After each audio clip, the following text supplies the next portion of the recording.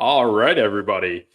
Steve M3TR1CS here of Db8 Sports with your boy, DJ TRIGGS. There you go. And boom, together we're here. We're Db8 Sports. We're live. We got action, and we got some Monday night action from last night that went the way of the dark side here with my team. So yeah, it was a good night yesterday for my Raiders. Okay, wait a minute. I know the Raiders won. That's totally fine. But don't say it was a good night. That was the worst football game I've seen in weeks.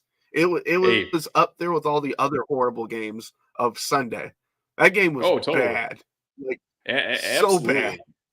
But when you haven't won in 3 weeks, it feels so good. And it also feels good knowing that you actually have a side of the ball that is somewhat figured out. And our quarterback play our defense is there. We have a defense No. Oh, yes. Timeout. False. We got it. I told you yesterday. I said that A.J. Dillon was horrible. Did I not? I said you did. The guy can't run outside of the tackles. He literally just plows into the center and tries to. I don't have his stats up, but I think he was like 3 yards a carry, and he's been that way all season since Aaron Jones went down. The Packers offense, again, I don't ask for anyone's job, but it seemed like they were so surprised that Aaron Jones wasn't playing, but they knew he wasn't playing on Saturday. So, and Aaron Jones hasn't played for the last couple of weeks, and they still just did the exact same thing over and over. And then it was like they just threw Taylor, who's the third string back, in there and was like, "You're Aaron Jones now." They're throwing him screenplays. Who drew up this nonsense? And then on top of that, you get Christian Watson back, and they forgot, like I said to you yesterday, they forgot Romeo Doubs existed. Yeah, that's a shame. I put that on. I put that definitely on the coaching. I put that on Jordan Love. Romeo Doubs is awesome, absolutely an awesome player. And not only that, I felt too that before the A.J. Dillon touchdown was scored, there was an opportunity for Romeo Doubs, and it felt like that was a complete breakdown of that play. The guy was 5 yards out of bounds. And somehow him and Jordan Love weren't in sync yet. We've seen them in sync, earlier in the season, and they're pretty solid at that. And which was the one bet of the 5 that I placed with Underdog Fantasy that I came out on top. How about that? But Romeo Doubs should have. I think he was wide open. I don't. He was wide open so many times. Yeah. But then there were so many times where it was like, oh, hey, this play doesn't make any sense. So Jordan Love is just throwing it to nobody. Those interceptions were so bad. Those were probably the worst. So 2 weeks ago, he had 1 interception. Last week, it was 2 interceptions. This week, it's 3 interceptions. I'm like, he's literally just declined every week. And we knew this was he was going to regress to the mean. I mean, no Packer fan expected him to be amazing, and his completion percentage is 50. So obviously, he's not amazing, but there was so much potential, and it looked like it's all gone. And then don't even get me started on the defense. Again, I told you we weren't good against the run. We actually were bend, don't break, which is exactly what I said. But then how did that touchdown happen? Remember this? You were at the 11-yard line. I mean, you as in the Raiders. Our closest defender was on the goal line. They gave him an 11-yard cushion and expected him not to score. Yeah. I'm just sitting there going, who is drawing this up? Like, I know. a casual guy on his couch could literally go, yeah, they're going to throw it to that guy right there. He's going to be wide open. You have an all-pro in Rasul Douglas. You have one of the best corners in another all-pro, Jair Alexander. Like, you're giving them an 11-yard cushion on the goal line. Like, and then there was another play, and I could go on rants forever. There was another play where it was like goal to go, and they had 2 down linemen. Like, what? That you could be playing Madden on your video games at home and go, oh, they're probably going to run it because they have 2 defensive linemen. Like, I just, none of that made any sense to me. Offense, defensively, I was just like, and then to only give up, 17? Just, I don't even understand how that happened. Yeah, we definitely had a shot at more touchdowns in that game, but still the game went the way I thought it would go. I thought it would be my score was 2016. It was 17-13. And I felt that you would have mishaps on offense on both teams, but then the teams would somehow figure out at times how their offense operates off of probably shorter field situations because of the opportunistic interceptions, which did occur. So, and the thing is too, that Christian Watson has big time play potential. We kind of skated by a few times, and Marcus Peter thankfully horse collared him. Otherwise, that's to the house. So, like, that's definitely what it took to stop you guys. But Christian Watson is a total weapon of a player. I love seeing that guy play. So yeah, like there's good stuff on Green Bay, but I think the thing is too, like zero good stuff on Green Bay. Zero. Your secondary is solid. Well, yeah, because they're good players. But when you put them 10 yards off of a guy every single time and expect different results, that's horrible. Exactly. It doesn't make any sense. Yeah, that's definitely not going to work for those kind of players. But I definitely do like the at least seeing that you have a weapon in a player in Christian Watson. I mean, we have some good.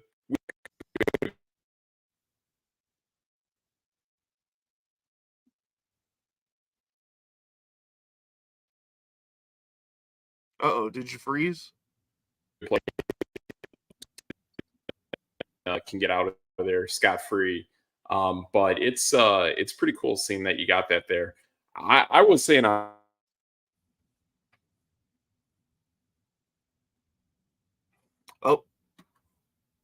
I don't know if it's on my side or if you're freezing their metrics. I know we got a little bit of work. Uh-oh, what's going on? Oh, I'm here. Are you there? Yeah, I'm here. Okay. Everything broke up a little bit. Yeah. Yep. Totally. Yep. But as I was saying how that last night, even though you guys had the Christian Watson stuff, I did like our secondary. I thought our secondary steps up, especially the last play of the game against Christian Watson. But I did like how we have kind of like our quarterback play sucks, just like your guys's. I get it. But it is cool seeing how we can definitely run the ball with Jacobs or make a big playmaking ability with Devontae Adams. So stuff like that. But yeah, Max Crosby was a total menace against you guys. That guy, you guys could not handle that guy. So I love seeing that last night. One of the other, I just had to look this up because I couldn't remember it off the top of my head. We had 16 pass completions. 6 of them were to wide receivers. Yeah. Oof. The most catches on the team was Luke Musgrave. He had 6. and he only caught 34 yards. Dang. Yeah, that's horrible. That is horrible. For all the flack that people want to give Justin Fields, you got to call out Jordan Love first. Like the data is there that Jordan Love is just legit not good. There is good data on Justin Fields, like legit good data. So And I don't see this with Jordan Love. It's just not coming to fruition. And AJ Dillon, 3 yards a carry. He had 20 carries. When do you stop giving him the ball? What exactly? It has been 3 or 4 weeks with no Aaron Jones. 3.5. Yep. 2.5, whatever. Yep. And AJ Dillon is not an NFL running back. He's just not. No. Like, he's not a starter. No. He can be, your change of pace, maybe go in there and crash in a couple times, maybe like 5 to 10 carries tops. But the dude literally can't run outside the tackles. I think he's a goal-to-go specialist, a halfback, but he's not even good at that, not a running back. He's not good at that either. Just watch him. He literally plows into the line, and if they stop him, he has nothing he can do. He's like, oh, I'm just going to keep running forward. That's why you average 3 yards a carry. Exactly. And on top of that, it's and this is why I can't completely hold it against Jordan Love, but the scheme is so bad. You run draw or not draw plays, but screens to Taylor. Why? What does that do? There's no rhythm plays. I was listening to Mark Shimura this morning. He even said, he's like, it's so hard to watch the Packers play right now because the offense doesn't make any sense. He's like, there's no identity, and there's no just regular football plays. He's like, when's the last time they ran a slant and they were going back and forth? He's like, Devontae Adams. That was 2-3 years ago. And you sit there and you go, okay, the Packers were known for slants all the way back to Antonio Freeman, Robert Brooks, those guys. That's the bread and butter of the Packers. Quick slants, quick screens, stuff like that. And it's you're going with a screen to your third running back. Yeah, that's smart. You're going to screens with your tight end. Okay, that sure, I guess. But again, you have Romeo Doubs, Christian Watson, Reed is not bad from Michigan State, and then you don't even use them. Your receiving core is fine. I think for a team like you guys to have those kind of targets to throw to is fine, but it comes down to who's getting them those targets, and Love is not getting it done. So it's going to come to a point where at least going into next season, he's going to have competition, whether it's from the draft or free agency. He will have competition. It's not even just that, though. I legit think they're telling him who to throw it to, and then he does it. And again, I was listening to a couple other analysts because I like to bounce around with local sports, but other guys were saying the exact same thing as Shimura, where and not even on the same show, where they're like, when are they going to take the handcuffs off of Jordan Love? They legit the Christian Watson at the end of the game. There was no reason to throw that ball. He was not open at all. No, not even close. And it's they tell him to lock onto guys, and that's what he does. And then once he rolls out of the pocket, he's a completely different player. Yeah. Yep. Yeah, he can do good stuff out of the pocket, but he can force throws too. Unfortunately for us, I've seen it with our guy Aiden O'Connell as well, forcing throws directly to who he intends to throw it to. Dak Prescott's another guy that can do dumb stuff like that too. So it sucks, but I definitely think that that's a thing. And plus, there's still that lurking. We'll probably never know who it is, but there is a certain coach out there who talked, I know, to Colin Cowherd and said, there is nothing special about Jordan Love. It is a Green Bay coach to some level, disclosed that to Colin Cowherd, and he mentioned that this guy is not special. So we're past the draft process. He's had plenty of time to get his reps. He's doing it live, and it's not working. And also part of this comes back to your head coach too, for being such an offensive guru and having such a great winning record with Aaron Rodgers. Well, either you're going to keep it up because of who you are, or you're going to regress to the mean because you aren't that good and your quarterback isn't that good. And clearly the regressing to the mean is happening. And that's what I think. I think Matt LaFleur is just not that good. It was the same thing with Mike McCarthy, where, and this is where people need to give Aaron Rodgers more love, credit, I guess. But like, he covered up so many holes, and people can talk about whatever they want, but it's like the guy never turned the ball over. He made the right play a good 75% of the time. Yeah, he got a little forceful with Adams here and there, but Adams is one of the best wide receivers in the game.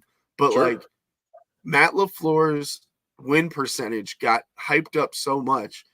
Mike McCarthy got hyped up so much. And it's like, yeah, you guys were calling horrible plays, and Aaron Rodgers was switching out of them because they were horrible.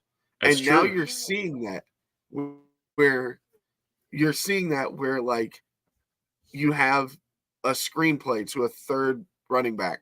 You have tight end screens, like quick outs to tight ends. Like, there is nothing in the middle of the field for the Green Bay Packers. It's all outside of the numbers. Yeah, there was really nothing with your guys' offense yesterday that wasn't Christian Watson that scared me. That was the only thing on your offense that scared me, was the fact that at some point Christian Watson could take the top off our defense, which he kind of did twice in the game. Even though the final play of the game didn't work, he still took the top off the defense. So it's pretty good to have that stuff. Aaron Jones definitely brings that added dimension, but it just comes back to the point of bad quarterback play. And between what I see with Jordan Love and Jimmy Garoppolo, the same thing is true. It's the feet. When they are in the pocket, their feet are a mess. If they have a situation where the play breaks down and they don't roll out of pocket and make a legit play on the move, their feet are just totally disoriented, and you cannot throw a straight pass to where you intend to throw it to when your feet are a mess. And it is so glaring. And I just don't get why things are going on the way they are with those guys. It's absolutely mind blowing to see that happen. Yeah, just it's going to be a tough season for both teams. Yeah, I mean, it will be. I feel like for us, I think we have a little bit easier path, whether we make the playoffs or not. I mean, I definitely feel like we can string some wins together with our schedule. I mean, we definitely have Kansas City is a tough matchup, but I do think there are kinks in that armor that are somewhat susceptible. I don't think Kansas City is as scary of a team as we once saw before, but they're evolving. That team is changing in a good way, and they're going to be rattling off a bunch of wins as well. But our schedule is very light on terms of good defenses that we're going to be playing against. So, and that's just the nature of the divisions that both you and I are in between the AFC West and the NFC North. It's just a lot of bad defenses. So that helps. And then if you have teams that have problems on offense, you can make something out of it. But I think the biggest thing that you take away from this is the interceptions. If you keep the interceptions and the turnovers low, you got a chance. When it comes to the NFL, it's not about games that you're winning. It's about games that you're losing. And if you can not lose a game because of turnovers, you'll have a shot to win the game if you play good defense and can run the ball. And that is somewhat an MO of both of our teams. So what to make out of that, we'll see. But I don't know. I feel like last night's game really shows that I think the NFC wildcard race is going to be the Eagles, the Lions, and then a whole handful of teams between the West and the South. I think that's what things are kind of showing up to be. So we'll see what happens out of that. But that's kind of the way that I think things are starting to shake down in the NFC. The crazy part about that whole thing is like you were saying the Raiders have an easy schedule. Listen to the Packers here. The Packers obviously lost to two pretty bad teams with the Raiders and the Falcons. Yep. Then they have the Broncos. The Vikings are horrible. Yep. The Steelers are horrible. The Giants are horrible. No one really knows what Tampa Bay is. The Panthers are horrible. And they have the Bears again and the Vikings again, who are also horrible. Like, they should literally be a playoff team because of how many horrible teams they play. But they might not make it because they're horrible. Yeah. And the thing that's frustrating about that, too, is that, like, you guys have a nice secondary, but, man, those teams that you listed there, they can hang points. They can really hang points. Minnesota is hanging points. Chicago is hanging points. Tampa Bay. I think Tampa Bay you got a shot at. What's up? Justin Jefferson's out. He's on IR. He is. Yeah. And we'll talk about this a little bit later, but that is a team that I still think can make it happen on offense. Can they win a game? Maybe not, but they can definitely hang points. So we'll see what happens there. Yeah, I mean, there was a couple games where the Packers had like Jordan Love throwing 3-4 touchdowns. So I'm like, I just don't understand it. It's bananas. Like, yeah, you said you played Washington and Denver, right? No, Washington, no. But Denver, yeah. Denver, yes. Everyone can score on Denver. That team has no defense at all. Yeah. All right. Here, I'll go through the games total. So it's Denver, Minnesota, the Rams, Steelers, Chargers, Lions, Chiefs, Giants, Buccaneers, Panthers, Vikings, Bears. Yeah. It's tough.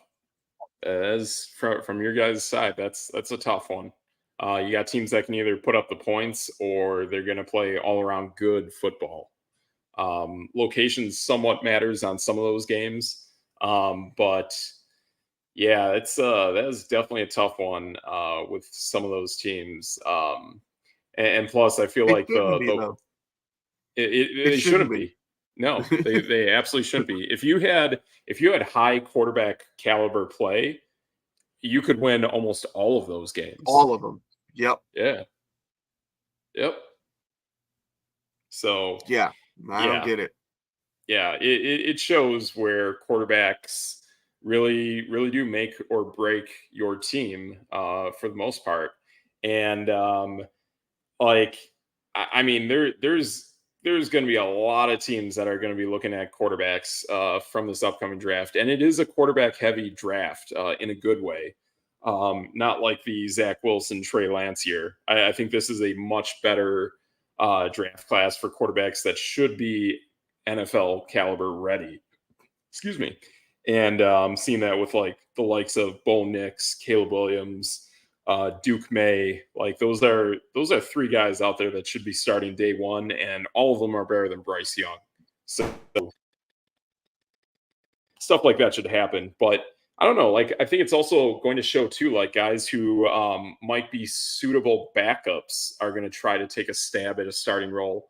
Kind of like coming up this upcoming week with like a Tyrod Taylor and the Giants. That's a guy that should be a starter. With as bad of quarterback play as we see in the NFL, he is absolutely a starting quarterback in my book.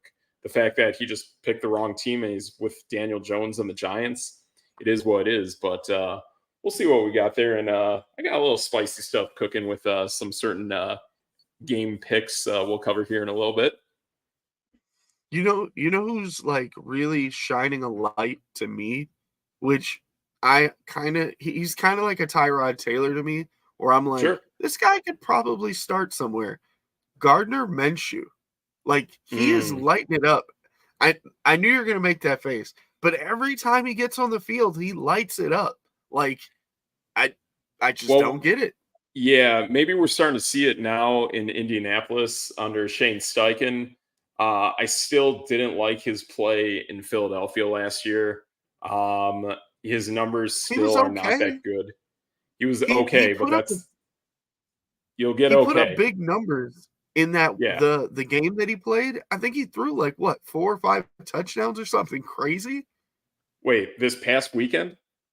No, in the Philly game when it was like the end of the season when he took over for Hurts. Jalen Hurts? He Let me might check it. have. Yeah, because at that point I pretty much cut ties with him. I did potentially have him as a starting quarterback for my team if Jalen Hurts was out there. Then again, too, at that point in the season, that might have been against second stringers as well. Considering that might have been the last game of the season that was or no, yeah, that might have been against second stringers. I don't know if who I think they were up against the Giants.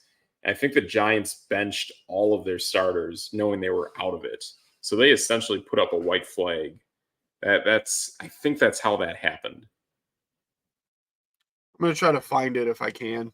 Yeah, I gotcha. Kind of reminds me of like 2 years ago, Dak Prescott did a similar thing. I think it might have actually been against the Eagles, ironically, in that year.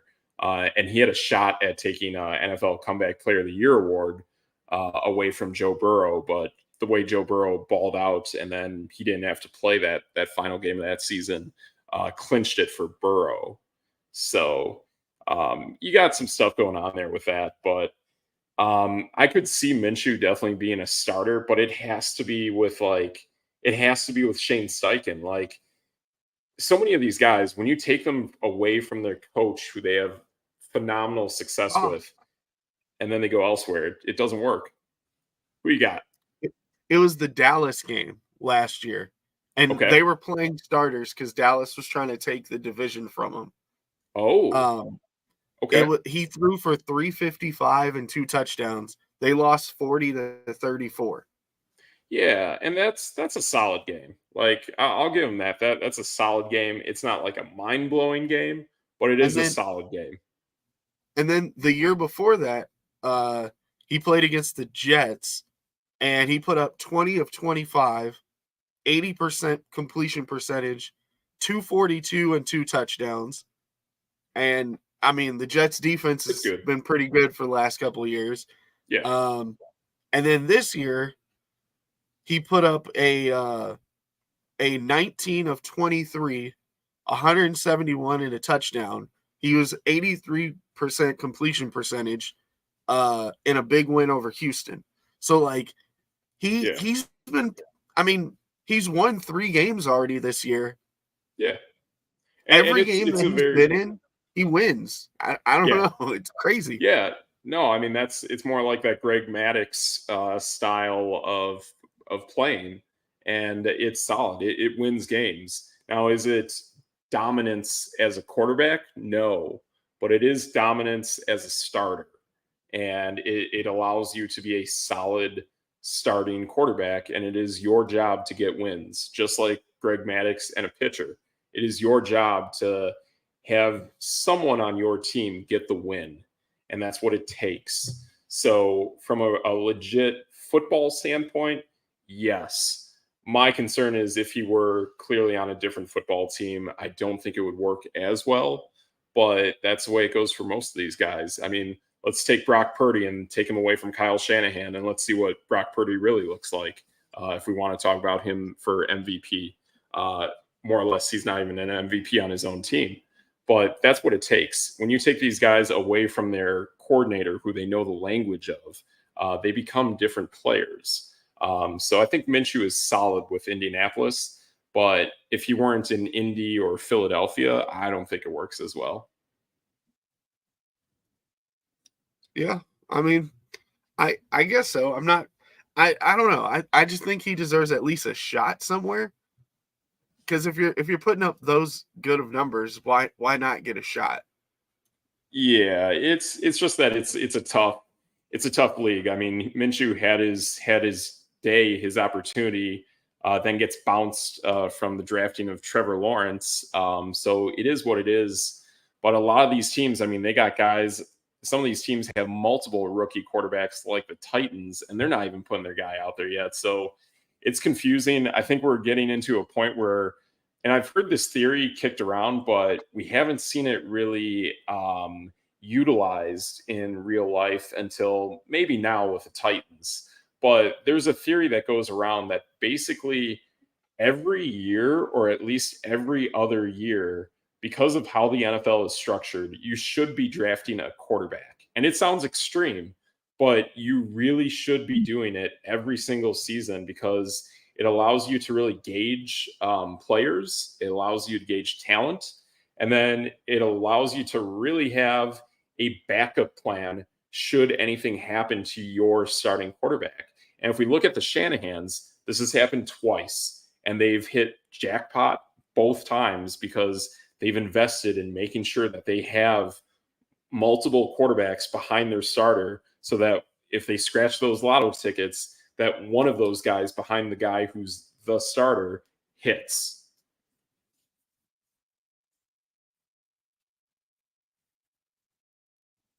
Yeah. I mean that's the best you can do. Or you can have Jordan Love. Yeah.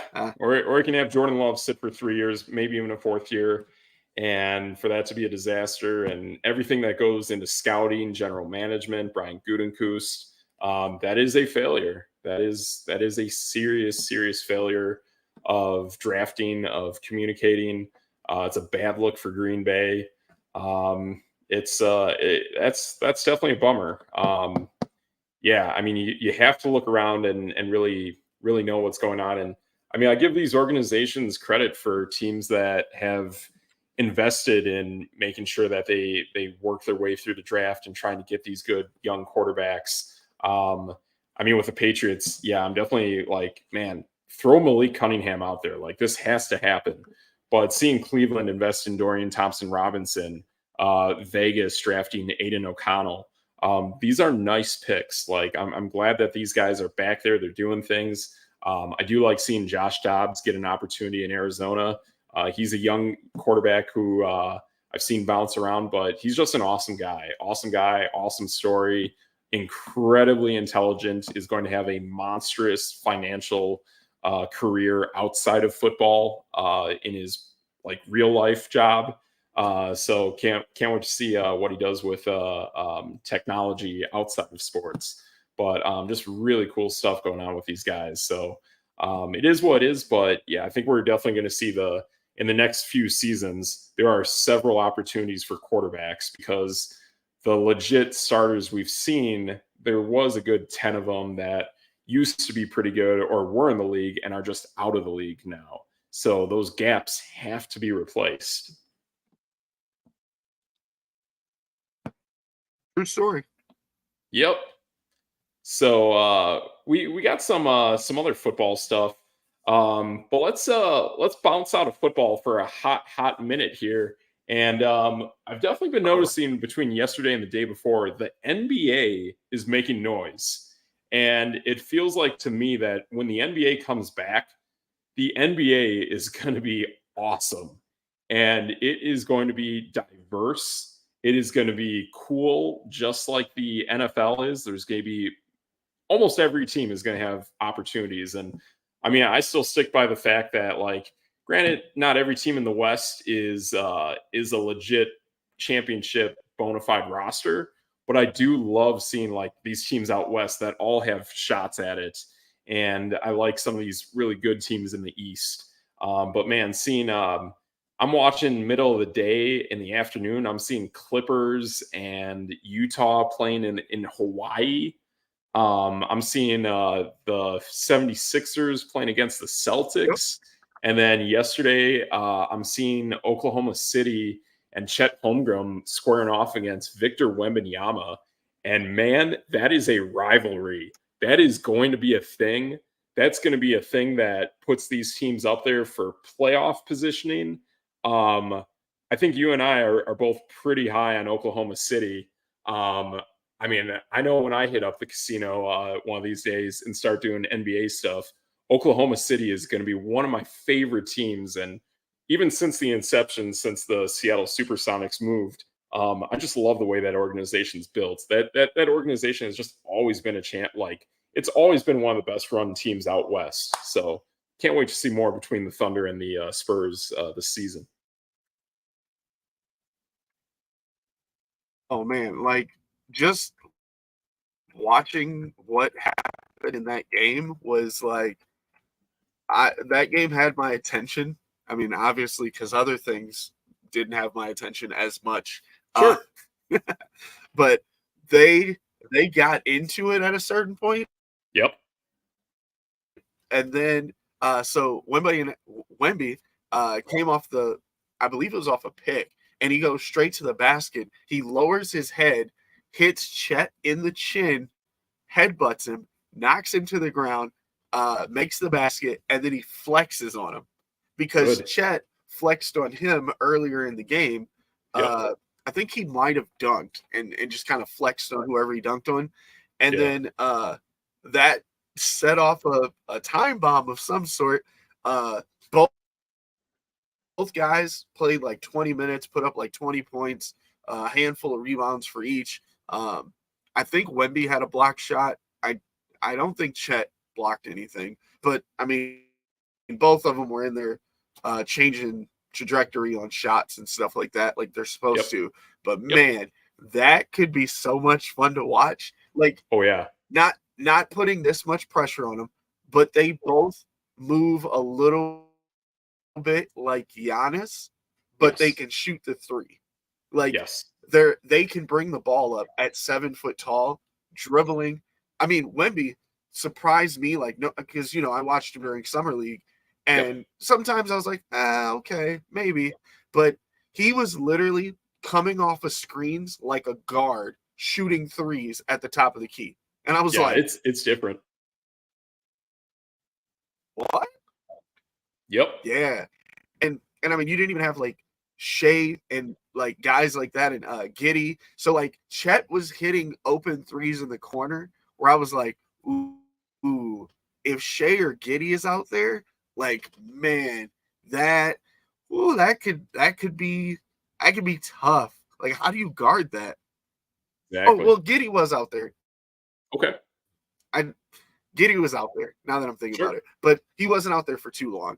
But like those two guys handling the ball, like, you're not going to be able to sag off of Chet the way that you could sag off of other centers. Yeah. It's just really cool seeing those guys out there, seeing the way they can handle, the way they can shoot. I just love seeing that. And man, if you're in either Texas or Oklahoma, man, scoop up those tickets, because like those games are awesome, and those ticket prices are going to skyrocket at some point. I think those are two really cool players, and it's going to be really cool seeing how those teams form. I mean, definitely Oklahoma City has a much better team, but it'll still be cool seeing what San Antonio plays with him. Yeah, I don't think San Antonio's that bad. Like, I think people just don't know, like, Devin Vassell, like, Zach Collins is out there, Dougie McBuckets is out there, like, guys like that, where you're kind of like, Devontae Graham's out there. They're guys that most people don't, like, know by name, but they're really solid ball players. And so, like, to have a solid team around Victor Wembanyama is good. Like, Oklahoma City, they have obviously Shea, who's a 30-point scorer, and Josh Giddey he's a bucket, plus he can pass the ball really well. And Lou Dort's a lockdown defender. So you have like stars over there with Chet, but San Antonio's they're not horrible. they're probably not good, but they're not horrible. They could be fighting for a play-in. Sure. Yeah, that's pretty legit. Okay. So, all right, that's pretty interesting. And then Triggs, like, do you know how in the world does that like mid-season tournament how does that work with like the season and getting into the playoffs or anything like that? I've heard a few things. I don't fully understand it, but it's kind of weird. Okay. So, all right, I haven't looked at it in a while, but it goes based off the schedule and the teams that you play during a certain period of time. I'm trying to think this through. During a Sure. certain period of time, that counts as the tournament. And then Okay. the two teams with the best record or of that tournament play each other in the championship. The championship game is for money. It's not for a win on your record, but the rest of Hmm. the tournament is. Okay. I want to say it's in like December, if I'm not Okay. mistaken. Yeah, something like that. Okay.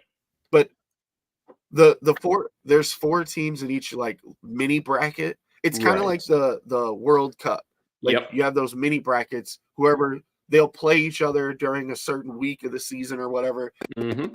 Then that team will go and play somebody else, and it's Sure. set up like the way it's supposed to be. Yeah.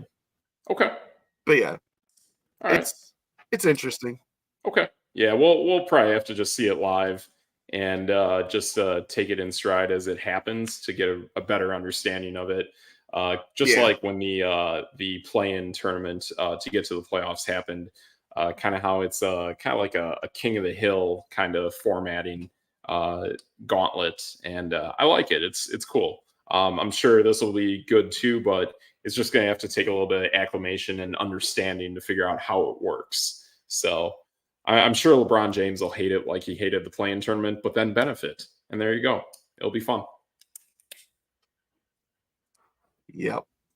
So that's how you do it. Speaking of games and speaking of how games are being picked, let's bounce back to the NFL. And I say we start picking these week 6 games. And if I'm correct, I want to say your Green Bay Packers are on bye along with the Pittsburgh Steelers. So I think outside of that, I think we have 15 games going on this week. So where are we starting with Pittsburgh. Triggs? Yes, Pittsburgh is on a bye. You are correct. Okay.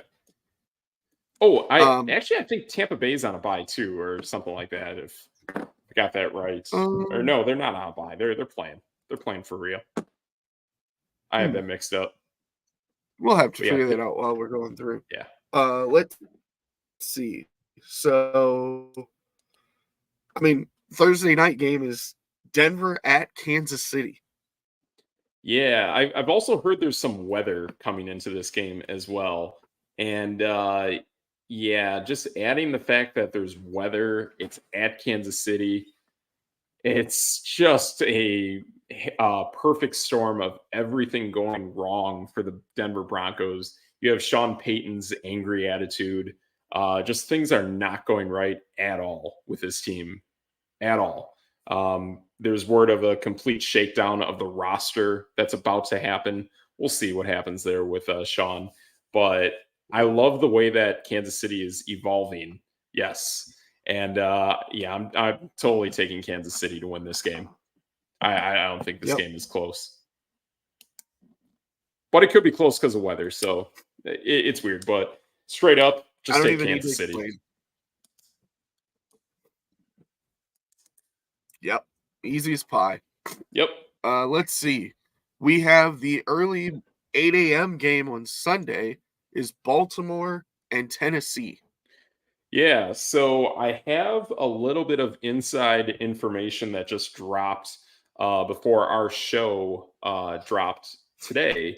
And I was catching the NFL Network, and I found out yesterday the Ravens flew out to London. The Titans are going to fly out to London Thursday. So there is a significant jet lag advantage going to the Ravens. And everyone who remembers these London games can remember in the not too distant past, the Ravens went to London, were this significant favorite going up against a Jaguars team that didn't even have Trevor Lawrence at the time. And they got annihilated, just annihilated by the Jaguars. So the Ravens are making alterations to their jet lag and all that logistical jargon. But the Titans are good against the run, and the Ravens are having some dropped pass problems. And the Titans have historically, in recent history, have played well against Lamar Jackson. So for that, I am taking the Titans.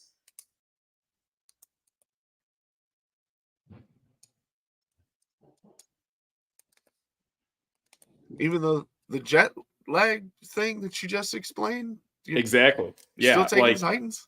Yeah, Okay. I mean, I'm I a didn't little see that bit coming.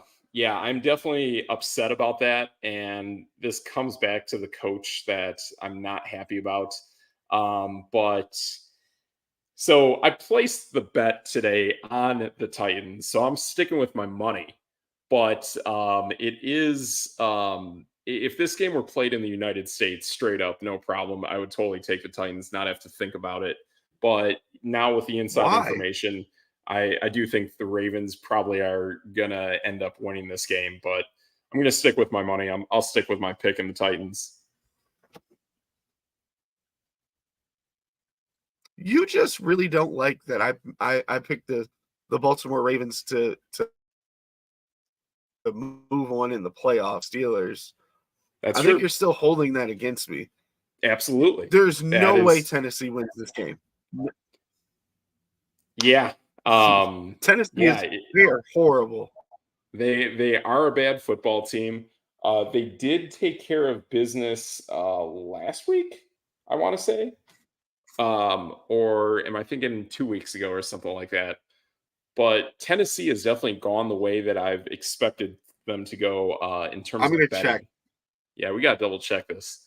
Um, I actually want to say they lost to Indianapolis, if I'm right. But yeah, They're a like horrible Tennessee football is a team. they are a horrible football team, but they are somehow getting wins, and it's bizarre. Like at some point, it catches up to them, and maybe it is this week with the jet lag and everything, and Mike Vrabel being a terrible head coach. But we'll Wait, see. I figured out. All right, so last week they lost to Gardner Minshew. Just a heads Yep, up. yep, They beat like the broken Joe Burrows. yep. And they beat the Chargers in that bonehead play in overtime, if I'm not Mm-hmm. mistaken. Yep. But That was like the first week of the season. exactly. Yeah, Yeah. So that was it. yeah, that's it. But they got blown out by Cleveland. They got blown out by Cleveland. Yeah, that's definitely a thing there. So yeah, like yeah, I kind of just found out not too long ago that this game was being played overseas, but I was like, you know what? I'll take the Titans as bad of a football team as they are because they do know how to play against Lamar Jackson. So that's literally the only reason why I'm going with that. And they are stout against the run as well. So I do like that going for them. I just feel this is a weird matchup for the Ravens. Yeah, and man, like for the Ravens to lose to Pittsburgh is rough. I know it was on drop passes, but yeah, I think this is one of those weird games where this is a good matchup for the Titans. Yeah, I'm over this game already. This game makes me bored. Yep, I agree. Washington versus Washington Washington at Atlanta. versus yeah, for this one, I'm taking Atlanta. I like the fact that that secondary still is rock I figured. solid. Yeah, and I do. I mean, I definitely have a thing for the Falcons. I do like how Desmond Ritter stepped up, had a 300-yard plus game, strong completion percentage, strong throwing touchdowns. That's what I want to see out of a quarterback, and he delivered on that. On top of that, we now have a Van Jefferson trade of him going to the Falcons.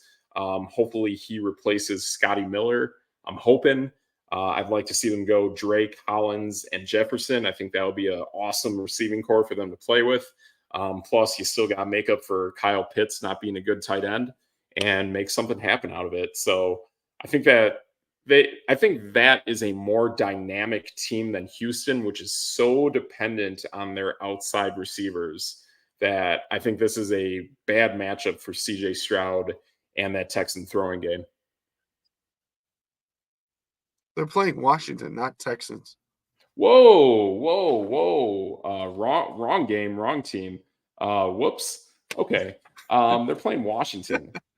Well, shucks. Yeah. Okay, so switch that one up. But yeah, man, like the thing with Washington is like it's a weird team. It has good things going for it, but it has a terrible offensive line. It has no secondary whatsoever.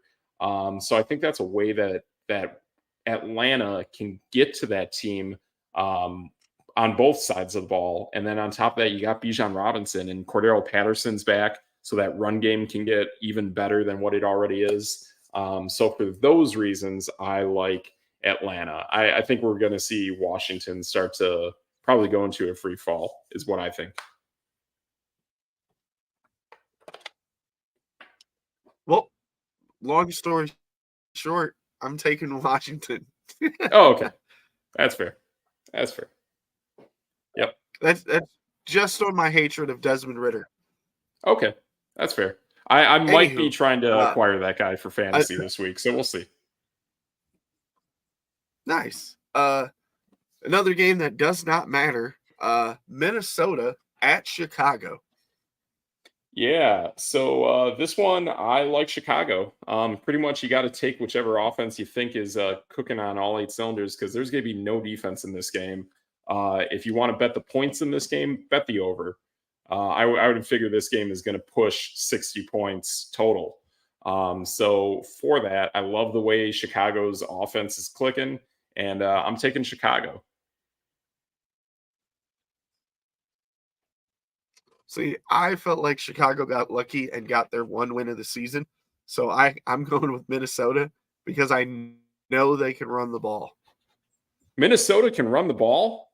I'm going to have to see that to believe it. Well, I got to see Cam Akers out there. I meant better than Chicago. Better than Chicago. Better than Chicago. Khalil Herbert's hurt. I still don't believe so, that. Like, Rashawn Johnson, my boy Rashawn Johnson's about to get some running time, and I'm excited. But I can't. There's potential. Yeah, I can't pick on potential. I can. I think he's got that. I think Justin Fields is going to get let loose. And between that, DJ Moore, Cole Kmet, Robert Tonyan, Darnell Mooney, they'll make it work, man. I like this team. I like the way they got things going. Their defense is weird, but I do love the momentum that's starting to happen with the Bears, especially with the Bears passing game. So they got good stuff here. You got a change of pace going on with Minnesota. So I don't think they're going to hang. And plus, is this game in Chicago or is this game in Minnesota? Chicago. Yeah, I like Chicago. That's how you do it. So this is what I'm saying. Did you see the face I made when you started hyping up Justin Fields? Hey, he's better than legit. That guy is better than many quarterbacks of the NFL. He's had one good game, and it was against Washington, who you just told me was horrible. They are. And he also had a good game the week before that as well. Against the Broncos, who are also horrible. Exactly. Minnesota is not as horrible as both of those teams. True. Absolutely. That is true, a little higher. But they're still down there.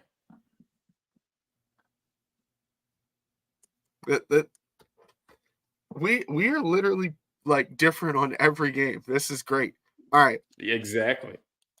I think we're going to differ on this one too. Seattle at Cincinnati. Yeah, for this one, I'm taking Seattle. I like the way Devin Witherspoon's stepping up. in the secondary. And the fact that Cincinnati is utilizing Jamar Chase more in the slot, we know that Devin Witherspoon's becoming that legit nickel corner. So I like that. The other corners on Seattle are a little bit questionable, but I do feel their secondary at the end of the day is much better than Arizona's. So I think that's going to happen. There is no T. Higgins. So it's going to start to fall on the shoulders of Tyler Boyd and that tight end. And Joe Mixon is not that scary. So I just don't really see where they're going to be getting a lot of points from. And I know how Pete Carroll how Pete Carroll plays football, and there's much more opportunities with that style of offense going on with the Seattle Seahawks. This might actually be a game where we see Jackson Smith and Jigba actually start to make a difference, because that outside coverage of Cincinnati is really good, and they're going to have to utilize that slot more often along with their tight ends. But I think this could definitely be a really nice game for Seattle. Oh, yeah. This is what I'm going to say. Literally, arguably, the second best team in the NFC, the Detroit Lions, have only lost to Seattle. Yep. Seattle beat Cincinnati in this one. Yeah. There you go. That's how you do it. Cool. You know what? I finally agree.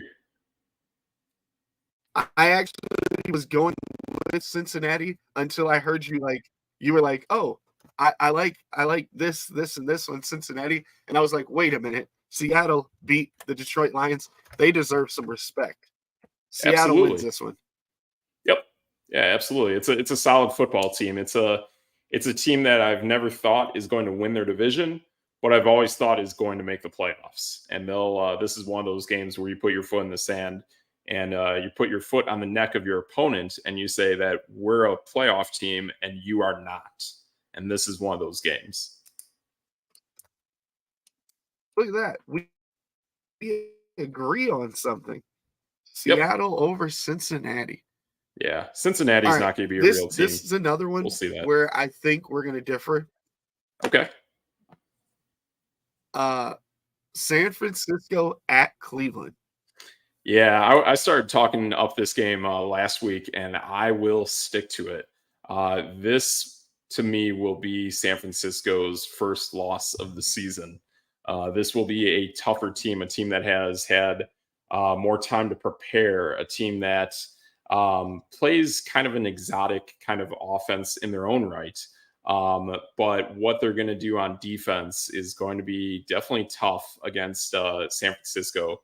This should be their legit first tough task, their first tough test against a good defense, and Cleveland can bring that. And I like that. So you're going to have Deshaun Watson in this game legitimately. So teams can definitely throw against San Francisco. I see this being a big Amari Cooper game. We'll see about Elijah Moore. I'd love to see him get more involved. But it's going to take everything out of Cleveland in order to win this game. And I think they do it. Not a single running back has had any success against Cleveland. So I see this being a game that Christian McCaffrey gets stopped unless he is receiving the football.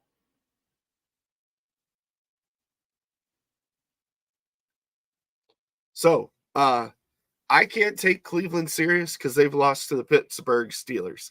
And but they were defensive touchdowns. Is going to show everybody that he is an Yeah, but San Francisco is the best defense in the NFL. They just completely annihilated the Dallas Cowboys. And Brock Purdy shows that he is an MVP candidate in this game. Yeah, I mean, I've heard more about that today, and Brock Purdy's not even a top 5 MVP on his own team, so he's not winning MVP. Like, we'll take care of that. Pretty easy there. But it's still going to be a very good team that they have. You said Cleveland will shut down the run. Brock Purdy is going to light up Cleveland's secondary and become an MVP candidate. Boom. Hey, there you go. Hey, you're saying it, man. Yeah, I I like Cleveland's secondary. They can definitely do their thing. But Kyle Shanahan's exotic. Like the way he works his offense and Brock Purdy's reads are excellent. So that can definitely work in his favor. But it's gonna be tough. Like it's like all of their pieces are kicking. Everyone is healthy at this point for San Francisco. So how they attack Kittle, Debo, Ayuk. I even want to say their third receiver is actually starting to make some plays as well. Is pretty interesting. But yeah, San Francisco is the best team in the NFL. At some point someone's going to figure them out. I think this is the team that can do it. At least the best, most formidable opponent to date. Unless if they were to play a Kansas City, I think Kansas City is kind of an exotic kind of team that would give them some tough reads to play against. Maybe a Jacksonville, something like that. But yeah, having a little extra time to prepare. I like Cleveland in this matchup. This game is at Cleveland, is correct?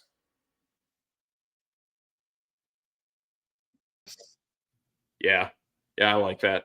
I like the dog pound. That's a tough place to play. I like what they got. I think this is a team that is hungry to make up for what they did with Dorian Thompson-Robinson, who was clearly not prepared, was not up to speed with the NFL speed of the regular season compared to the preseason. So I think this is a total change of pace from what we saw 2 weeks ago. A team will figure out how to run the football, and a team that will play solid defense. I think Jim Schwartz is definitely going to dial up some really good stuff against San Francisco.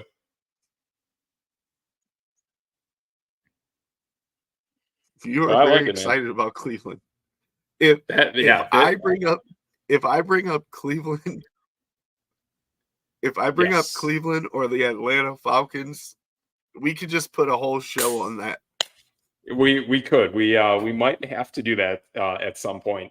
If there's any way we can get to some place live that is somewhere equidistant between the city of Cleveland and Atlanta, and they want us to do a show, and there's some financial compensation, we'll do it. We'll make it work.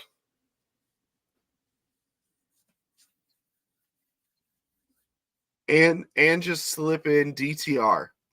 Oh yeah. Tons of Dorian Thompson-Robinson. Even though it didn't go well, he is a cute quarterback of the future of the NFL. Can't wait to see this guy really become a legit full-time starter. I know I got to wait a few years for that, but man, I do love that kid. There's something special there. Okay. So this next game, I'm pretty sure we don't need to talk about at all. Carolina's at Miami. Yeah, this is a real bummer. It's a game that, like, man, the point spread on this game is insane. It is literally a 2-touchdown lead for Miami.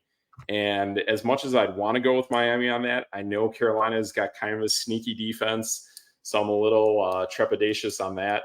Other than that, like, this game is all sorts of red flags from a betting perspective. It's like minus 900 plus to go with the Dolphins. Dolphins are going to win this game, whether they have Devin A-Chain or not. Yes. We have Indy at Jacksonville. Yeah, I think this time Jacksonville gets it right. I think they will absolutely stop Gardner Minshew dead in his tracks. We're talking like a Jordan Love game from Sunday where you're talking you're going to score as many fantasy points as you have fingers on your hand kind of game. That's what I see coming out of Jacksonville. I think this is a game that Jacksonville can absolutely just run away with.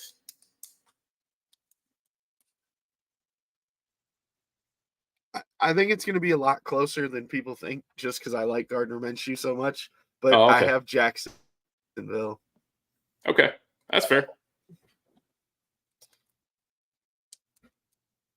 New Orleans at Houston. Yeah, so now we'll actually talk about Houston. And for the same reason I wanted to talk about Atlanta beating Houston, New Orleans, the other NFC South team, is going to win against Houston because of their diversity on offense. They have a strong secondary. You're going to see Lattimore paired up on Collins. He'll shut him down. So that's going to open up things in the slot with your John Mechie and Robert Woods, a little bit of Dalton Schultz. But I just don't think that's enough. And I think this is really going to come down to defense, turnovers, and how New Orleans can dink and doink their way down the field between Kamara, Williams, and the tight ends that Derek Carr is going to connect with, and Michael Thomas. I know like Carr is definitely still banged up from the AC joint injury, but it's more the dink and doink and less Olave and less Shaheed. So that's how I see this game playing. I think it's going to be a lower scoring game, but I think New Orleans will take this one. That the last part that you said there, low scoring game, is exactly why I'm taking the home team. There you go. Taking Houston in the big upset. Hey, they're a fun team. You get some positive progression if you're betting Houston straight up, so that's always good. From the betting aspect, I'm actually parlaying New Orleans with Jacksonville straight up. So we'll see if it hits, but you combine those two, you turn your negative odds into plus 170. Nice. The next game, I'm assuming we're going to go short on this one too. Unless Malik Cunningham is playing for the New England Patriots, I'm taking the Las Vegas Raiders. Yeah, buddy. Yeah, come to the dark side. This is where it's good. This is where it's at. Yeah, I'm taking the Raiders, obviously, as well. New England and Carolina are the two worst teams in the NFL. They are in total disarray with their teams, but New England more than anything. Yeah, so that's kind of where I see this being at. Ironically, I'm actually pairing this game with the Raiders with the Falcons. So trying to get some positive play and turn that into plus 190. So we'll see what we can make out of that. But I like Vegas and I like the Atlanta Falcons.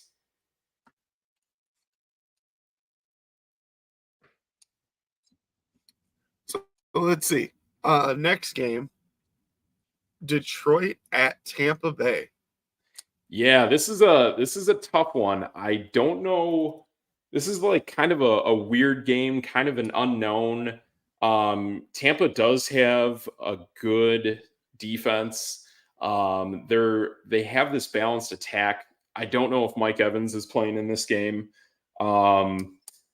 Detroit outdoors can be a little bit of a different team. We'll see what happens. I know last week we had Amon-Ra St. Brown and Jahmyr Gibbs banged up. So we'll see how this goes.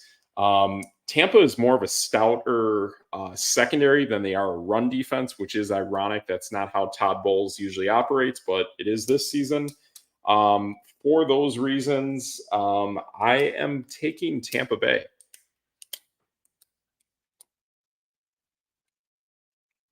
Well, look at that. We agree on something. I got Tampa Bay as well. Interesting. Well, that's cool. I'm nervous about that game, but I do want to see Tampa Bay come out on top.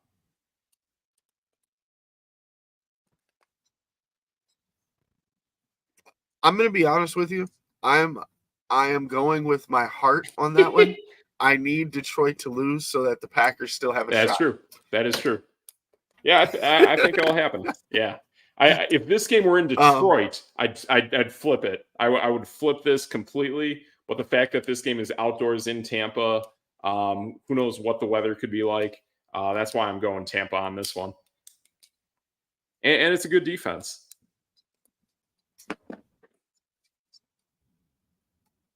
Arizona at the Rams. Yeah, I'm like, man, I think the Rams are going to keep figuring things out. I like them. They are a heavy favorite in this one. I'm taking the Rams. Same. They have too much firepower. Kupp came back like he never left. And Puka was still playing like a man on fire. Like, yep. Which is what made Jefferson expendable. Yep. Yeah, I like it. I like Let's the way they're going. The undefeated Eagles are at the Jets. Yeah, the Jets just aren't ready for this. This is too much firepower, a strong defense, and a defense that's starting to figure out how to play defense in the secondary, and that's not good for Zach Wilson. So, yeah, I'm totally taking the Eagles straight up on this one.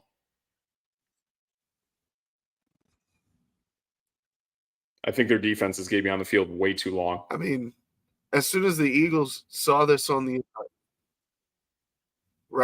Eagles saw this on the schedule, it was bad for Zach Wilson. That's why I'm going Eagles. Exactly. Yep. Yeah. Okay, one of the worst teams in the NFL, the New York Giants at Buffalo. So I got some sauce on this game. This one, I'm going with a saucy pick. I'm going with the upset because Tyrod Taylor should be the quarterback playing in this game. This is somewhat revenge game for Brian Dable and Isaiah Hodgins against their former team in Buffalo. Buffalo is truly one-dimensional, and man, they got to get right. They got to figure this out. So I like this. I do like this game. This is a night game, so it's not your normal afternoon, autumn, wind kind of game that the Bills have been playing in quite a bit in September and October. So I like this being a weird game. I love seeing this weird dynamic going on. And I'll take the ups. I'm totally going with the upside on this game. The Giants have so many good targets to throw to. At some point, they got to get a capable quarterback that can give them the ball. So I'd love to see Tyrod Taylor be the guy to do it. I think he's good enough. And the odds are plus 660 for the Giants. So a complete underdog on this one. This is one of the biggest upsets I think we'll have this season. So I like the Giants against the Bills.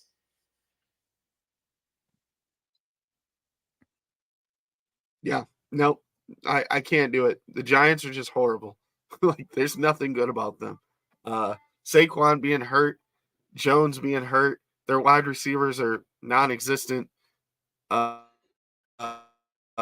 Waller's basically being a guy, but yeah, no, even if the Buffalo Bills are one-dimensional, they've started to figure it out. And until someone can stop Stephon Diggs, I can't go against them. Do we know for certain is Daniel Jones out of this game? Because to me, that's the biggest thing. If he's not playing in this game, there's a chance. That's what I like the most out of this game is like he's gotta not be playing. Let me check. Because I just hope, like, honestly, when he threw that interception the other night, the look that Brian Dable gave to him, it was like, dude, we literally gave you all this money because we believe in you, and these are the kind of plays you make. It's not NFL caliber football. He is not an NFL player. He's got to go. He cannot be the quarterback of this team moving forward. And I think we're getting to this point where these guys are so overpaid that you have to start putting the franchise first and not these overpaid quarterbacks. And you have to bite the bullet. And the Giants are going to be one of those teams. So I would hope that Daniel Jones is not playing in this game on Sunday. If that's the case, I think Tyrod Taylor can be a total game manager, and he can totally ride this team to victory. And it would be so a huge right now. The latest update is he told Kay Adams that he's going to do everything he can to play Sunday. That's it. Great, cool. But at the end of the day, it comes down to Brian Dable. So Brian Dable says, no, you're not good enough. And Brian Dable is going to put everything on the line to win against Buffalo. he has to want to show up his former predecessor. And that's why I think the revenge factor really plays into this game more than any of these other games we have on the docket. And it's, hey, if I'm wrong, I'm wrong. It's one game. But if I'm right, holy smokes, the upside on this game. Like, granted, there's the same kind of upside if you want to pick Carolina against Miami. But Carolina just can't do it. And against Miami, which is just this behemoth of an offense. And yeah, Buffalo can do it too, but Buffalo can be one-dimensional. It is possible. It is possible to shake Josh Allen off his game, get him rattled, get him turning the ball over. When he turns the ball over, he is a totally different quarterback. Their win percentage plummets, and Buffalo becomes a very mediocre team if Stephon Diggs and Gabe Davis aren't getting it done. So there are plenty of games, plenty of matchups where Buffalo is going to have that upside and get it done. But this is a concerning game that I see for Buffalo. It could happen, but I don't know. Like, something about this game to me just looks a little bit sneaky for Buffalo. I love seeing when there's a certain revenge factor, and this is the greatest revenge factor in being the former offensive coordinator. Plus, you know the ins and outs of Josh Allen because you're the head coach. You are his former offensive coordinator. You know how his mind operates. Now you can convey all of this information to your defensive coordinator. I saw it week one with Jared Stidham basically letting all the cats out of the bag against with Denver. And Denver played us pretty tough. So now the fact that the head coach of the Giants knows everything about Josh Allen going into this game is exactly what I like.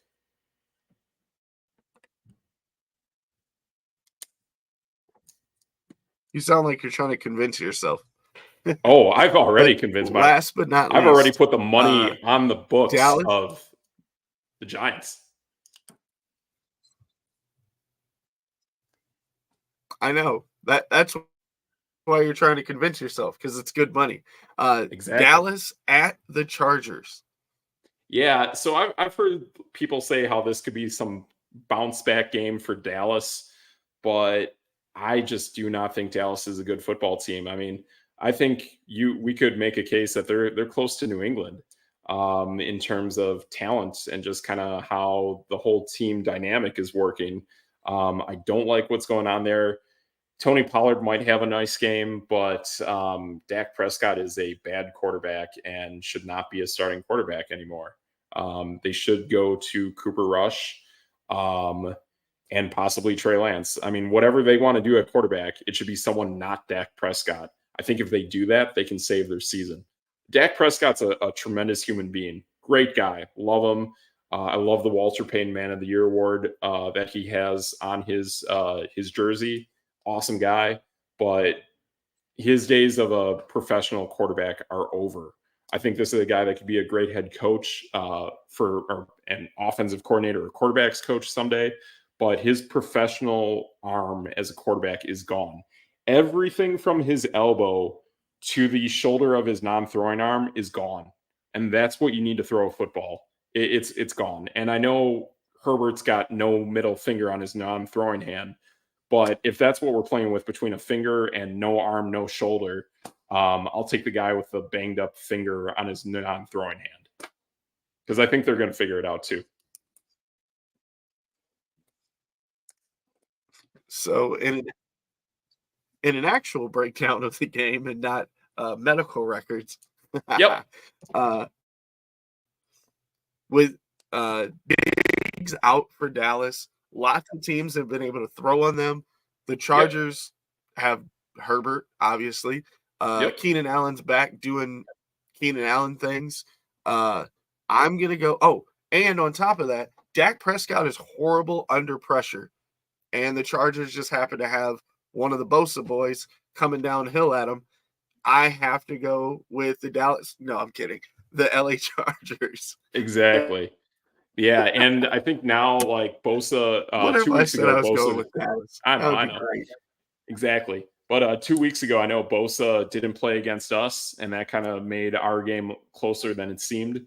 I think also Khalil Mack was sitting out of LA's most recent game as well. So I think they're going to be playing both those guys if I'm correct. But then the other thing is the backup for Trayvon Diggs, which actually he's a really nice player. I like that guy. But I saw him walk off the field against San Francisco. So now you lost your starting outside corner and the backup for that outside corner as well. So now you're going to your third string outside corner. Man, if they put Mike Williams or Quentin Johnson out there, like those guys are going to feast against Dallas. So I think Austin Eckler is pretty much about ready to come back too. So I don't think you can stop that run game for much longer. This is also a revenge game as well with a head coach in Kellen Moore. So again, he conveys that info to the defensive side of the ball. And he circled this game on his calendar from day one because he wants to show up Dallas. So I really like the Chargers in this game.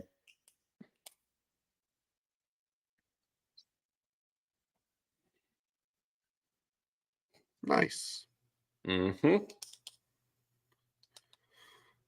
Well, that was simple. So that is all of our games. Yeah. One last note. I am parlaying the Kansas City Rams, Philadelphia Eagles. They are heavy favorites. If you pair them all together, you pretty much get even money. So we'll see if that three-way parlay hits because my three-way parlay did not hit last week. The Ravens could not catch a touchdown pass to save their life.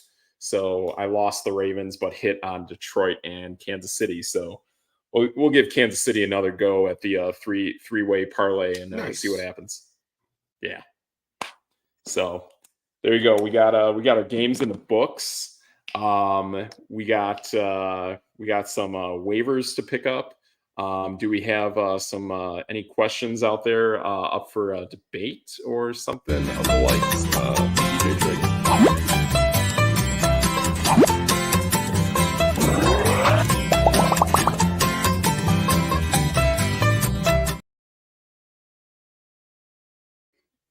Yes. My goodness. Yes. I wonder what that was. I wonder too. The greatest segment in all of sports.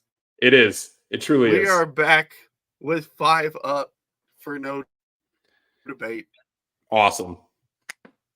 Can't wait. Now my whole computer just shut down. The segment is so strong. It just was like, I'm bringing up your task manager and I'm trying to shut your computer down. Oh, yeah. Hey, I'm with you on that, man. Number if we one wanna... this week. Yeah. Go ahead. I'm at like 82% CPU, so I ain't that far behind you, pal.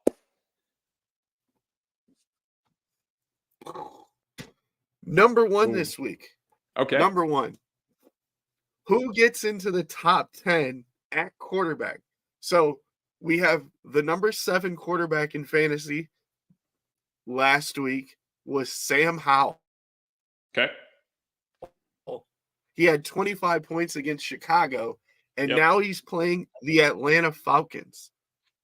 That's going downhill. And the guy that's going against him, number 5 last week with 26 points at Houston, he's playing Atlanta, Desmond Ridder or Sam Howell.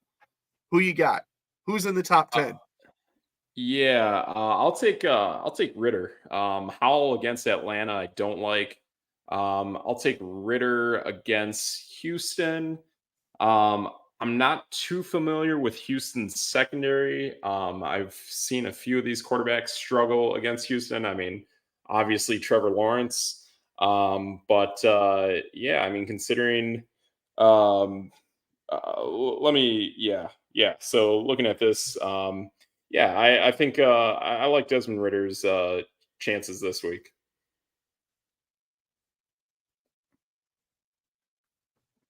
Nice. And he'll probably be quarterback for my fantasy team. We'll see if I hit on that or not. In all standard leagues right now. Desmond Ridder? Nice. Ranking 6th in all standard leagues right now. No. This is number 2. Number 2. Okay. Look, I'm in 3D. Gotcha. I got you. This guy ranks number 2 as a running back. last week had 23 carries, 165 yards, 2 touchdowns versus Tennessee. I'm talking about Zach Moss. Even in the return of JT, should Zach Moss be kept in all standard leagues? Yeah. Yeah, absolutely. I mean, this Jonathan Taylor stuff isn't going to happen overnight. And if you're, no matter who you are, if you own Zach Moss, but you don't own Jonathan Taylor, you need to keep putting players out there. And sometimes your roster will get to the point where you feel like there's no one else that you can get, and there's no one else on your team that you can play over a certain player. So you have to rock with the guys you got. You got to go Zach Moss. And if you had Jonathan Taylor and you can get Zach Moss, he's a good guy to trade for, good guy to get. Yeah, but I don't know. Like, I am that person. I am a Jonathan Taylor owner. I probably should look at, well, no, I think it's the thing where you're just going to have to wait for it to happen. And I know trade deadlines are starting to get closer and closer, but you don't want to oversell for Zach Moss. So let that transition naturally happen. They're going to split carries, and then eventually it's going to be Jonathan Taylor. So it's going to take time, but in that time that it takes, just keep rocking Zach Moss out there until you see it happen. Nice. Fun stuff. So, number 3. Last week, George Kittle had a crazy monster game, and I'm using number 3 because George Kittle had 3 touchdowns. And 3 receptions. And he's ranked number 6 right now in tight ends. That's all it takes. 3 receptions. That's true. That's all it takes. That's what it takes to become bona fide. At some point this year, yes. Does he at some point this year pass Travis Kelce? Oh, yeah. Absolutely. His offense is better. Defenses, to me, are both starting to turn the corner and look good. So they both have that going for them. But I just see more opportunity with George Kittle. I think he's more in shape, in more football shape than Travis Kelce. And I don't see him getting injured like Kelce is, because Kelce is so intricate into that offense. I mean, that offense lives and breathes Travis Kelce. The San Francisco 49ers can do everything they want and some without George Kittle. So that makes George Kittle's workload better, just easier life. And hey, National Tight End Day is coming up, and George Kittle is going to ball out for that day. So I see more monster games, more opportunities, just the way this offense is. I see much better things happening for George Kittle.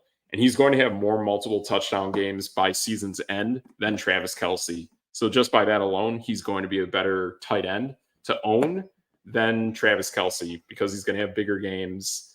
And that's what it's about when you come to tight ends. It's not getting me 12 points. It's, hey, out of left field, can you get me 30? That's what it's about. That's no debate.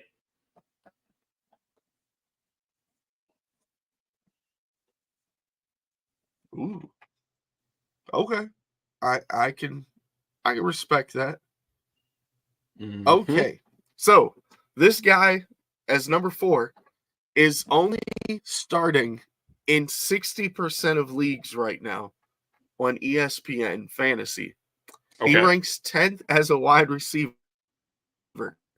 Wow. Should Adam Thielen be a must start every week going forward? Yeah, probably. I mean, he's one of the very few guys in the NFL that is a number 1 receiver and a slot receiver. So that's a rarity. The only caveat on that is, can your quarterback get you the ball? And as much criticism as we want to give to Bryce Young, he can do that. He can get the ball to Thielen quickly. As much scripted and whatnot, whatever it is, he can do that.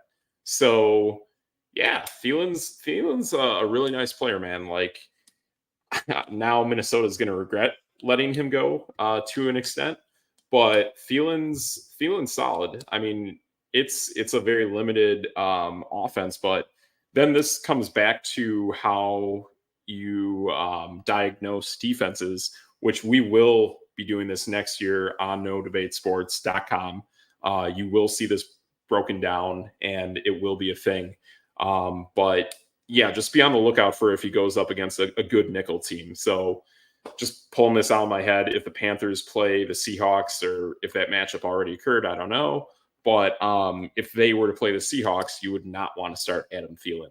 So that's about it. Just look out for the bad nickel matchups, and that's about it. Other than that, go with him. Wait, so he played the Seahawks, and he had 31 fantasy points. Wow. But that was before the Seahawks were using Devin Witherspoon in the slot. So this is post that game. Very interesting. Very ironic. Very interesting. But yeah, if that matchup were to occur in a potential playoff scenario, as unlikely as that is, then you would not be getting that as likely as it once happened before. But that's what it comes down to with these slot receivers. So it's crazy. After his first game, he's had double-digit fantasy points every week. He's been over 23 times, and he's only starting in like less than 60% of leagues. That's insane. Yeah, that's a shame. I think it comes to the fact that he plays for Carolina. I think a lot of people that play fantasy football are in smaller leagues, to be honest. So if you're playing in a smaller league, then you're going to play more name-recognized players over an Adam Thielen, just based on name recognition alone, instead of the merits of how Adam Thielen, plays in that offense now. And even with Adam, like, yeah, it is what it is with Bryce Young, but man, if it was with Andy Dalton, it'd be even better.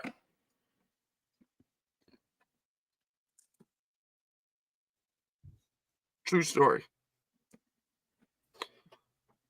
Let's see. All right, so this last one, I kind of had a battle with someone about this player, and I just want to see what your thoughts are. So he's got 23 targets, 33 he has 33 targets, 23 receptions, and 255 yards, no touchdowns on the season. Is Josh Downs a good fantasy wide receiver? Oh, for a minute, I thought you were going to say Jacoby Myers. Josh Downs. Honestly, Triggs, I don't even know who this is. Who is this guy? He's like, I guess right now he's kind of the number one in Indianapolis. Oh, really? So what is my guy Alec Pierce out of Cincinnati? Is that guy banged up or all of a sudden? Because I have no idea what's going on. I'm actually about to look it up right now. Yeah. Let's see. I honestly, I've never even heard of this guy, so pretty interesting you bring him up. Pierce he's definitely playing. He just doesn't get any run. Weird. Downs looks like he's coming from the slot. Oh, okay. That's cool. But yeah. He had one breakout game a couple weeks ago where he had 8 receptions for 57 yards. And this past week he had 6 receptions for 97. But besides that, he's been basically meh. Yeah, but it is with Gardner Minshew, so I like it. Yeah, it depends how deep your league is, how your roster is built. Yeah, Indianapolis. Who are they playing against this week? Jacksonville.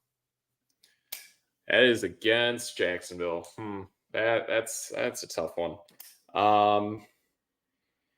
Boy, that is tough. You got to do the research on that. That is a real tough one. I'd be leery to it. I would try to steer elsewhere. But man, if you know the data, if you got the numbers and the math backing you up, that might be a real sneaky pick on like daily fantasy sites and whatnot. That's cool. As a pretty interesting player, yeah, you're bringing up there. And if he has good chemistry with Gardner Minshew, he could be a total home run.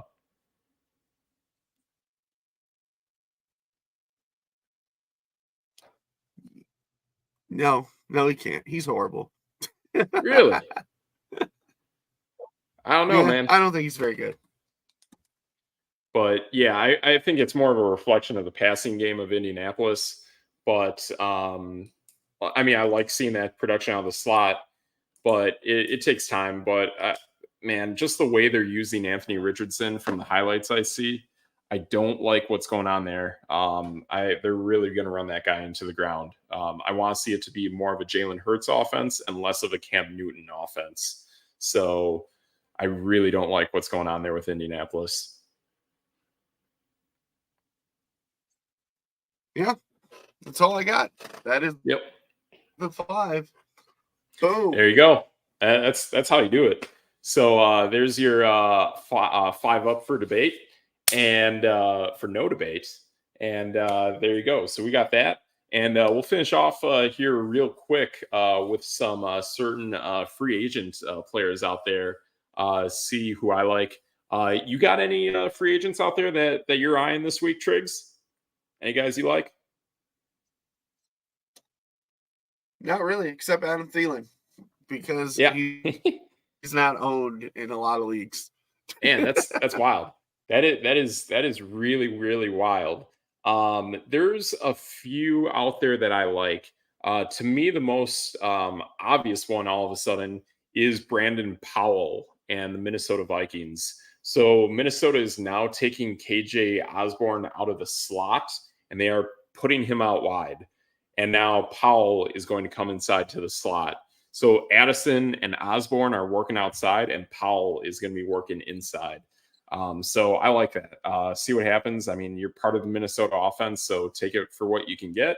But that's a big one that I look at for this week. It can kind of be tough sledding out there for certain players. The other big thing that's going on right now is you look at the actually going up to Seattle, looking at what's going on there with their game against Cincinnati. Again, Cincinnati outside to me has really good corners. There hasn't been much out of Jackson Smith and Jigba to date. I think this is the game where he finally has a day. So I do like Jackson Smith and Jigba in this game. I think he has some real chance to shine here.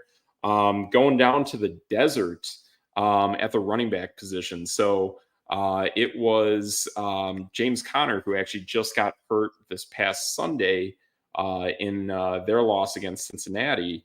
But a very interesting player out there that you can get is Amiri DeMercado for the Cardinals. So he took over when Connor stepped out, and he went for 10 rushes for 45 yards. So we got that nice 4.5 yard average and a touchdown against Cincinnati. So they got a good offensive line. They got guys that can run the ball. Looking at their matchup this week, it is against the Rams, who are kind of stout against the run. So it is what it is. That might be a iron, trying to sharpen iron kind of a matchup. So I like that there. There's Keontae Ingram is still banged up. So Damari DeMercado is a really cool name to pick up. So like that guy coming out there. See what you can get there. And then last but not least, we got a few quarterback situations going on. So really kind of tough out there in the pickings for guys. Again, Triggs brought up Gardner Minshew. Has a fairly okay matchup against Jacksonville. See what you can get there for points. But I actually like Desmond Ridder here. This is a matchup that is against Washington. It's at home in Atlanta. It's on turf. Washington has a horrendous secondary. getting more weapons with Van Jefferson coming over is nice. So I like that. Finally had a strong game last week. If you need a quarterback, I think the best actual option that you can get there on the waiver wire right now is Desmond Ridder. So it is really starting to get tough at the quarterback position, which is why you have to get them early in fantasy and get them often. But that's how you go at it. So yeah, I like Desmond Ridder, but that's about it. Kind of a mixed bag. There is another wide receiver I'll hit up real quick, and that should be about it. But looking at what's his name, Devin Tompkins. So there was an injury to Mike Evans. I want to say it was a hamstring issue. So that's kind of what is going on here. Yep. So yeah, probably Mike Evans is probably still banged up again this week. Probably not giving much out of him, which might be a thing that helps Detroit. But I don't know. That Tampa Bay offense is actually pretty solid. The receiver opposite Devin Tompkins is also pretty good too, outside of Chris Godwin. So good stuff here. Detroit is tough to attack in the secondary. So actually, just kind of looking at this, yeah, as much as I like Devin Tompkins and I'm liking these Tampa Bay things, Tampa is going to have some tough throwing matchups coming up. They have Detroit, they host Atlanta, and then they are at Buffalo. So those are three really solid secondaries there. But if you need guys, you might have to look at them. You might have to go elsewhere with the other positions, maybe go tight end as well. But that's kind of who's out there. It's a little tough sledding with guys, but there are certain guys that are kind of out there. So kind of a mixed bag for free agents. But those are all the guys I'm looking at right now for your waiver wire pickups.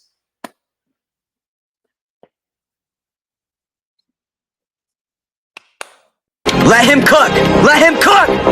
I said let him cook!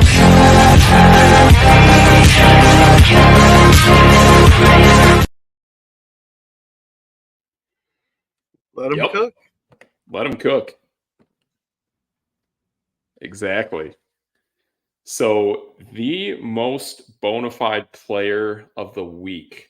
Who do I think that is going to be? So just taking a quick look at these matchups and who we got going. Boy, I really want to stick to the synergy that is going on in Chicago.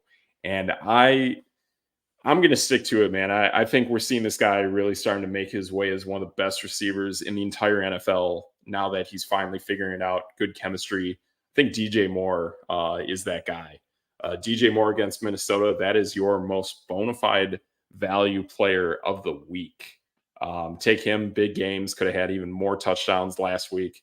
Yeah, give me DJ Moore again.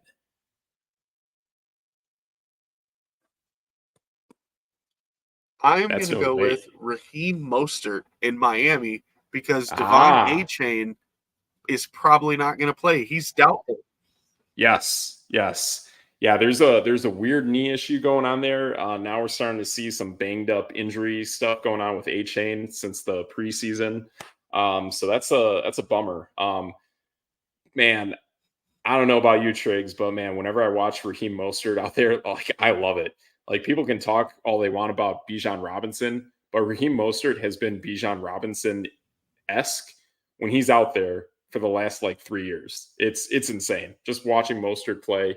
I mean, shoot, he should still be the running back of San Francisco if he didn't get hurt.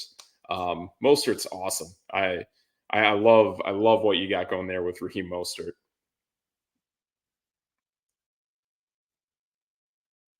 Yeah, I mean, it's crazy. He's the number 2 running back in fantasy. A-Chain's the number 3 running back in fantasy. And that just tells me Raheem Mostert's going to get more touches.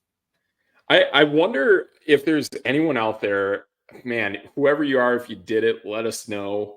But, man, I would love to have seen someone draft almost the entire Miami Dolphins offensive roster minus tight end. I mean, if you were able to hit Mostert, A-Chain, Tua Tagovailoa, Jalen Waddle, Tyreek Hill, it's possible. it is totally possible you could have drafted that. And looking at things now and just the nature of fantasy football, how you basically need just like 2 to 3 guys go off and you can beat anybody. That is the one team in the NFL that can truly do that week to week.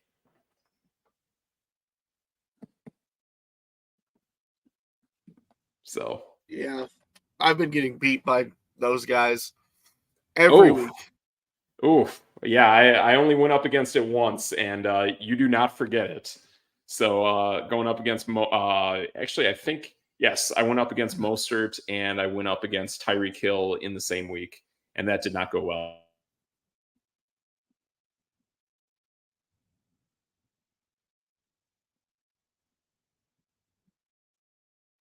Yeah, that's the fun.